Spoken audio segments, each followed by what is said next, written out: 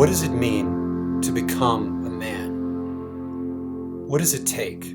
How do you know when you've passed the test? How do you define what being a man is? Every one of us as men has grown up wrestling with these questions. Some of us have found the answers we were looking for through older men in our lives. A good father, a loving uncle, a coach or a teacher who took us under their wing at just the right time. But a lot of us, most of us really, have a complicated history with the idea of manhood. Maybe we didn't measure up in all the ways our fathers wanted us to. Maybe we didn't have a father at all. Maybe our interests and abilities didn't match what the culture told us we were supposed to be. In this video series, we asked 3 of our BraveHeart leaders to sit down together and share the story of their own personal journey to manhood. We want to help men see that every man's story is unique, and it matters, and that it belongs. And that no matter how messed up you think your story is, it can't stop you from becoming the man you're meant to be.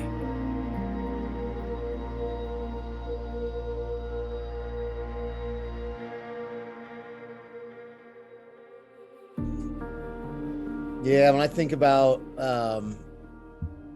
learning to be a man and what that means and the masculine journey, and I start back 8, 9, 10 years old with my dad.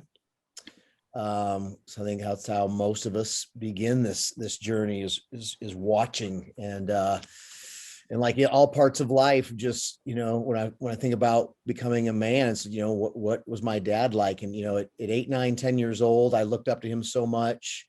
He was a businessman, well-known.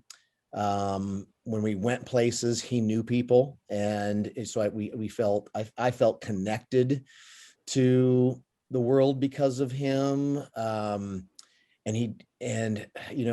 my early memories are just fantastic of hunting trips.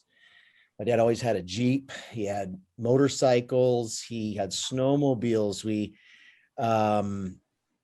just hunting together.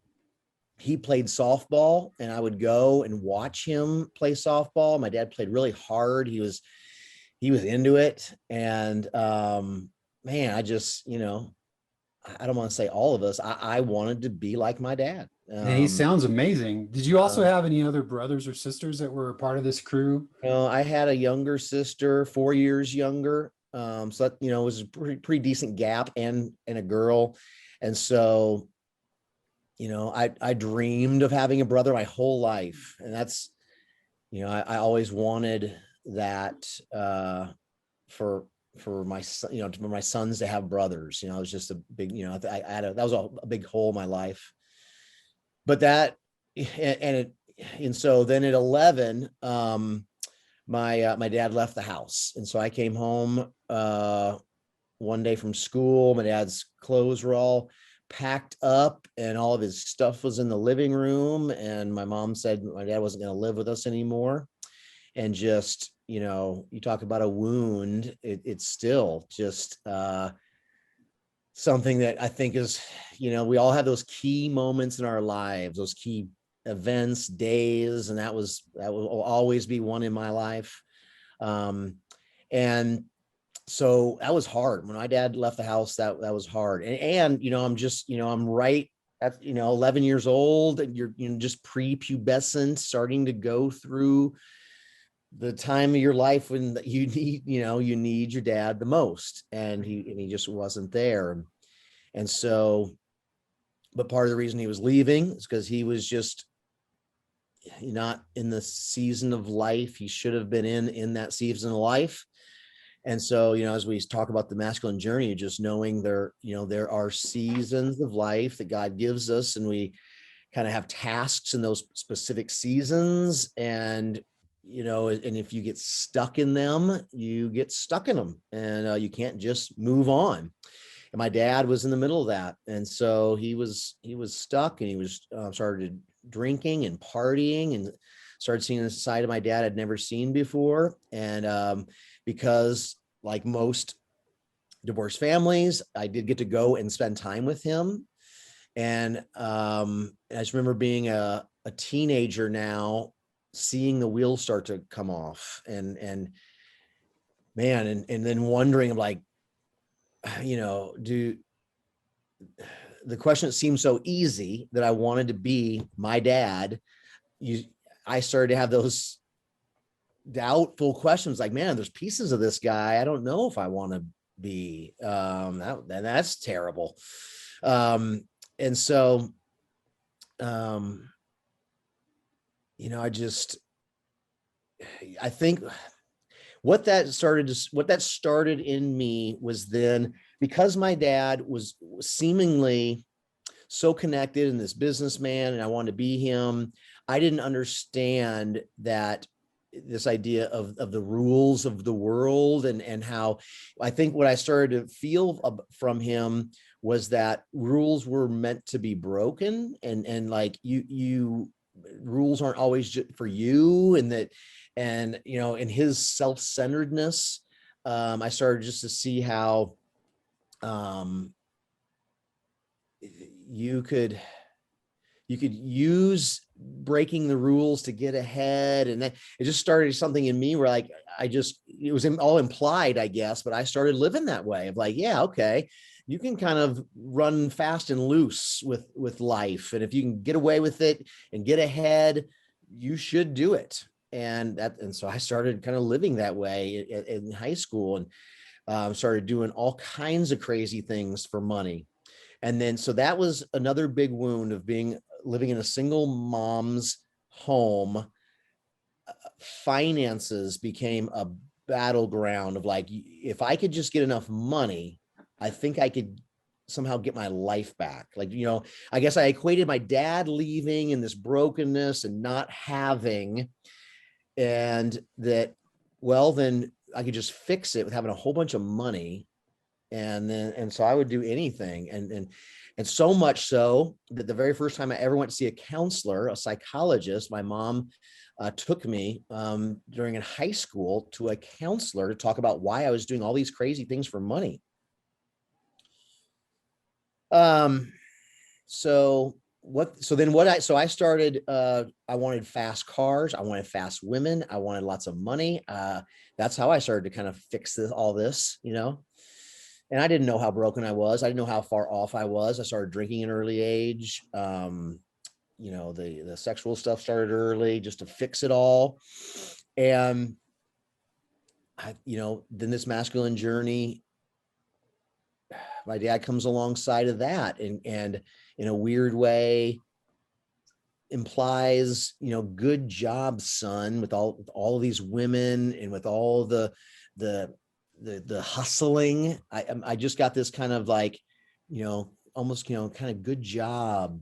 And man, when you get that from your dad, which we're all looking for, that big attaboy, and you get it out of a broken place, that just hits the accelerator on all of it, at least it did for me. And so, all that just continues to spin up definitely through college. And this idea of just going to fix it all with independence and money, that's going to fix it all. I was so broken with females that I had promised myself early on that I wasn't going to do the marriage thing. I was unworthy of that. I would have screwed that up. I wasn't ever going to do what my parents had done to me with a potential, but then, like I already said earlier, underneath of all that was this idea of, like, no, the one thing I have to do is have a family and have sons and do it right and do it in the way that was never done to me. So, man, you talk about being, what do they call that? Incongruent, like this, I will never do it, but I have to do it. how does that even work? And so, thankfully, after college, I meet a guy in a business mentor relationship who begins the process of redemption. He had no idea how broken I was or what I needed, but he just offered church. He offered a church experience to me as part of our business mentoring. And then God just started kind of calling me back. And that's where the redemption starts, of just, hearing strong Christian men speak into me of, there is a path out, there is a path to healing. God's calling you to it. He's always prepared you for it. Kind of this come and see mentality. And so I started spending a good amount of time with strong Christian men. And one of them in particular just invited me to trust Jesus for the first time. And I didn't know how badly I needed that. But man, did the healing start to come, quickly after that. The Bible had never meant anything to me. It was an old book with fairy tales and mysteries. It had nothing to do with my life. And that just brought me onto a journey of spending years understanding how alive and true that book is, at least for my life. And the healing started. And so what I found out about myself is I'm a go first and bring men along with me type of leader, type of guy. And so I started going to these healing places. I started finding things like the BraveHeart Intensive, the Mankind Project, the Wild at Heart was just elemental, foundational. And then men's Bible studies, mission trips, going and doing things outside of myself, was part of my healing. And I know that was, I'm just desperate for the healing. So I'm just finding these things and doing the work. And, when I would do the hard work of uncovering there was fruit there that was undeniable. And then as I found it, start offering to men and they start to find that, then that's part of my healing. And it's just this cycle of needing to be in a circle of men, to offer myself, to find growth, and then to see other men grow because of that is, very healthy. And so I started to really understand my true identity, who I was really made to be, generally, as we all are, sons of God, which means we're brothers of Jesus in this wild way of brotherhood. But then we have these unique missions that God has put in our life that we need to uncover and to find and to dig through the raw material to find the gold. And as I started to do that and started to connect with that, it feels real. And that, I think we're all looking for a realness to this life. And man, that can be so fleeting until you hit kind of some bedrock of like, man, this is not only true of me. I'm meeting other men who see parts of themselves as true and real. The faith. Hey, Nate. Yeah. I'm curious, like, as you're, I love where you're pointing to, like, you start feeling the reconciliation. But you said a minute ago, like, the fruit was undeniable, and you're describing some of it. But I wonder if there were a couple, maybe one or two, that were like just that were really defining for you, that you could notice. Like, my God! I mean, the big one is I was so wrecked relationally that I didn't date for 6 years. I felt so messed up relationally. I damaged so many people. I was so sick and tired of the relational carnage from the women were dating. I'd given up on it. And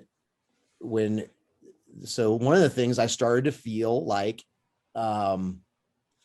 God was making me better. I was a better person. People were able to have friendships with me and hang out with me.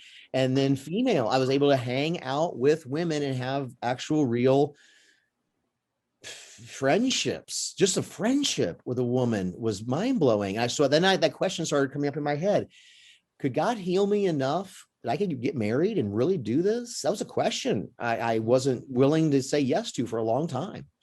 And the more healing he started doing, the restoration, redemption of getting my soul healthy and getting the wholeness back, that question started being, I think so. I think I need to try. And so actually getting married, was it having a relationship where I felt like I could ask a girl to join me permanently in life? Yeah.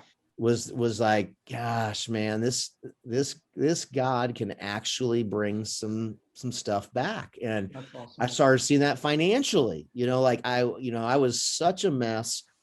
In a weird way, I held on to all of it. If we could sit here with a group of 5 or 7 of my closest high school friends and talk about how they experienced me financially through high school, I mean, just ridiculous, even in college, just the levels I would go to save and hold on to money, was funny, but hurtful. And to be able to do some of the things that, I've been able to come through has been big for me. So I recognize that as God redeeming that. And then to be able to have my own sons and to feel worthy of having sons. But I'll tell you, the day I found out that I was having a daughter, that was a watershed moment. God must have really trusted me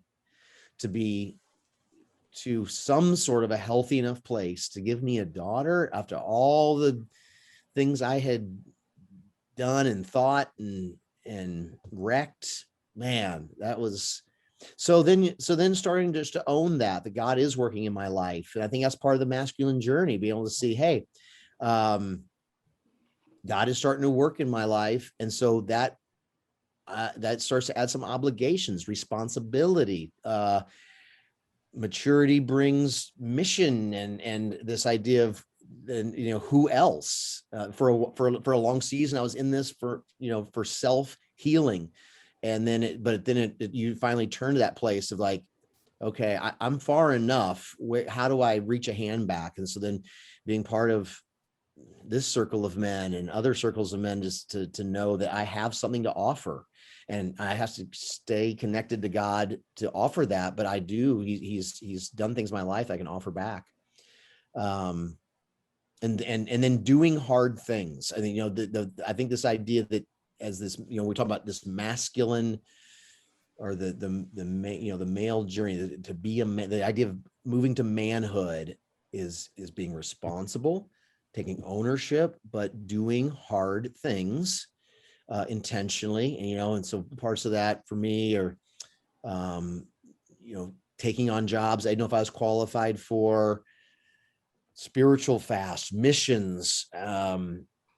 I started Brazilian jiu-jitsu recently, this idea of cold plunging and just put, being willing to do hard things. And I think as men, no matter what type of guy you are, we all know there are hard things God's calling me to, and be willing to step into those.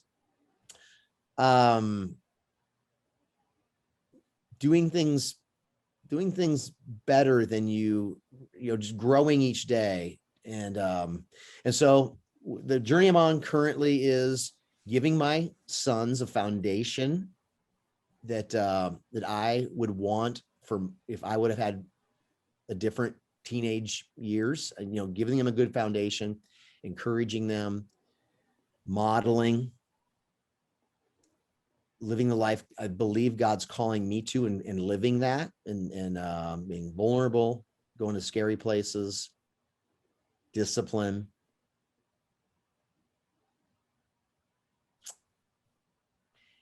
And continuing to understand the uniqueness in me, what he's really called me to do uniquely that no one else can do, in the place I'm at, with the people I'm in, and just in fully bringing that is the journey I'm on right now in all areas of life, and allowing him to be in all those areas. So the final thing I'll say is that I've looked at this wheel of life, for years and years, over a decade, this idea of the wheel of life. And I don't know why it just recently struck me in a strong way of God being in the center of that wheel, and he connected to all of them and none of them being separate from him. Recreation, personal growth, finances, even our, of course, our church life, but just in our marriages and our friendships, in our career, and in our fun. Yeah. It's so good. Mm. So I'm curious about a couple different things, man. First of all, it's just really an honor to hear your story in the context of how I've observed you. Like I knew of you before I knew you. And that was like over 17 years ago when I first saw you walk across. It's probably at the synagogue. I saw you walk through something, and you were with I don't know who you're with, and somebody said, "Oh, that's Nate," and I hadn't met you at that time, but I became aware of you then, and just watching, even that guy who I did get to know, and the man who's sitting in front of me now, I could see such massive change, like so much intentionality, so much growth, so much I'm not letting go until I get the thing I made to be, right? And a part of what I'm curious about is like you now, the Nate that's here now, like when you look back at all those other Nates, from when you were a kid in high school to college and post-college, I'm curious what you think or feel when you see those younger versions of yourself, inside.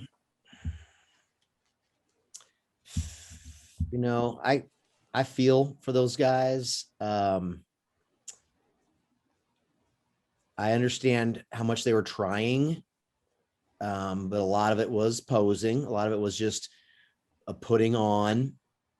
I see even the great parts that God has put in me were there. I just didn't know how to use them, wear them,